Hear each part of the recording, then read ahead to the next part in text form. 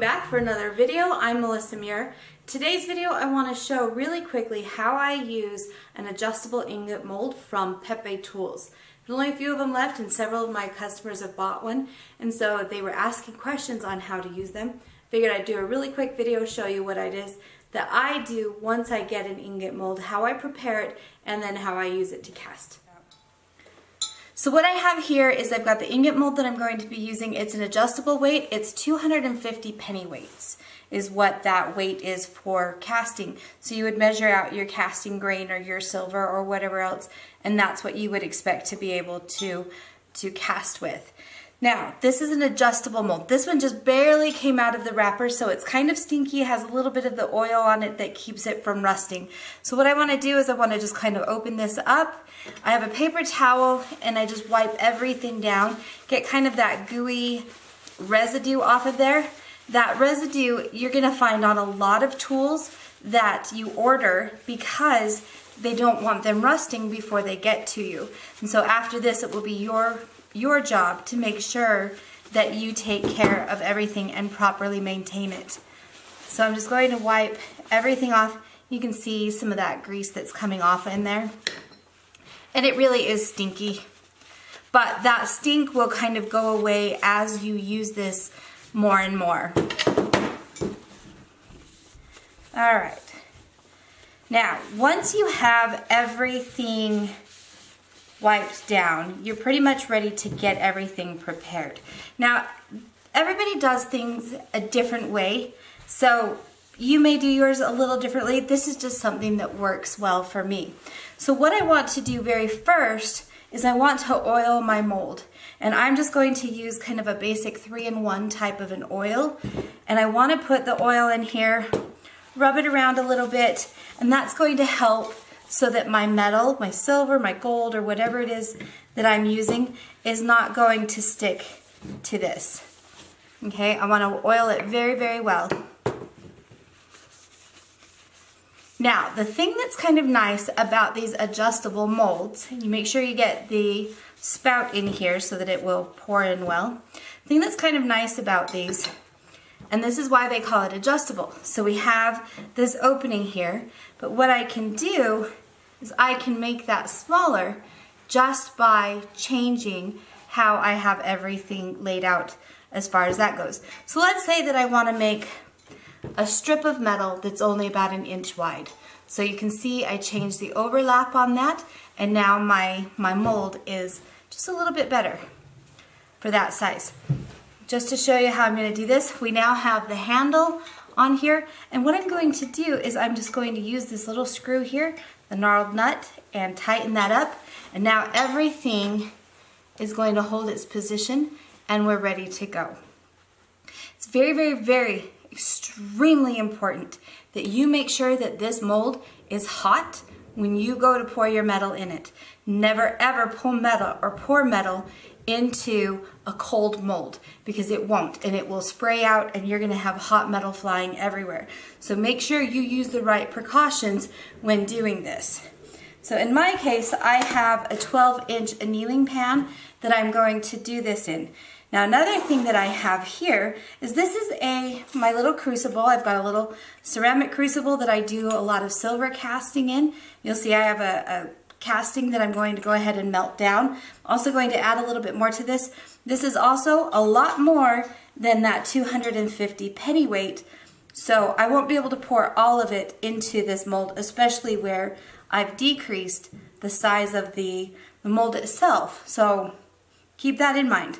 This is another little handy tool. This is sold by Craig Dabler, and what you do is you place your crucible in here, and it's a fire brick that's been kind of hollowed out and drilled out so that you can place these crucibles in here. What it does is it helps you maintain that heat in your crucible so that it gets up to temperature much faster, and it holds it, it helps insulate that heat so that once you get there, you can quickly do your casting. So let's see how this all goes now. The torch that I'm going to use is a MAP gas torch. It's very simple. This could also be done with something like an acetylene oxygen torch, propane oxygen, anything that's going to be hot enough to melt your metal. So I use a Bernzomatic torch on this one, we're using MAP gas. This is the TS8000. One of the things that I have found that is imperative is it must have a hose. If you don't, then what's going to happen is as you are tilting that tank of MAP gas upside down to, get your torch tip in the right place, it's going to cool down. So that is something. And I just picked these up at Lowe's. However, I know that not all Lowe's has them. So Lowe's, Home Depot, some of them have them, some of them don't. It's just kind of a hit and miss type of a thing. So one of the things that you can do is you can take old silver and you can melt it down and cast it. So this is a great way to use up your scrap. And then once you have all of that, then you can take that, roll it down in your rolling mill, forge it down, do whatever you want to do after that point. Now I find also that it works really, really well when you use only clean scrap. Some people say that they've used dirty scrap, stuff that has like solder on it and things like that. However, you can end up leaving black spots, or some of the different metals might interact and you burn holes through your metal and it leaves undesirable effects. So just kind of be aware of what you're putting into there. So in this case, all of these are clean scrap. They've never had even a torch hit them, so no solder is on them. I don't have to worry about any of that at all. And you want to just kind of fill that crucible up, or if you have a certain amount that you want, I would say weigh that out first and then bring it in and put it into your little crucible. So in this case, I've just gone through my little scrap bin, pulled out a few different pieces, and we are just about ready to go. I'll go ahead and call that good for now. And if I need to, I'll add a little bit more. Another thing that is really handy to have is a boric acid, okay? And that's going to help everything melt nice and evenly in order for you to pour this. First thing I'm going to do is I'm going to start to warm up this ingot mold.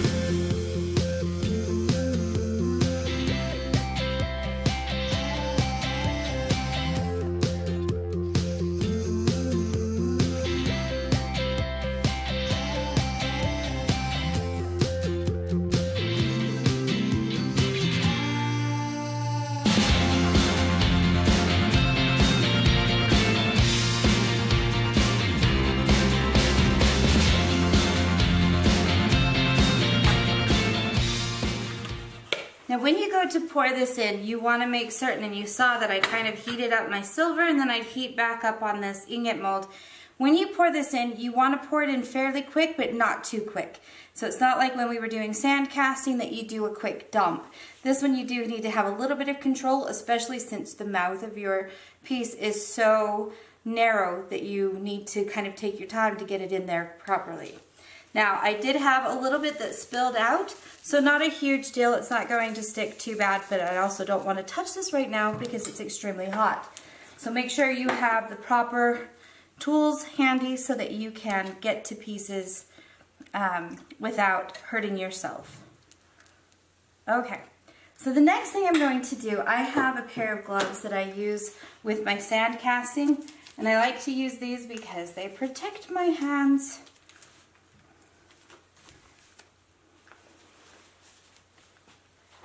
And to open this up, what I'm going to do is loosen up this little nut here. Put that on a surface that's not going to get damaged if it gets too hot. And I'm going to open up my mold. And you can see there is my ingot. Again, be very, very cautious. All of this is extremely hot. We actually have a beautiful ingot that turned out on this. I'm going to go ahead and quench this now that it's no longer red. I'm not too worried about it being too hot and having a thermal shock. So I'll go ahead and throw that into the quench, let that cool down for just a second. And now I have my beautiful ingot ready to roll this through the rolling mill or forge it down, however you need to do that. And there you go. That's how you use the ingot mold. Let this sit for a little while, let it all cool down completely, and you're ready to begin again.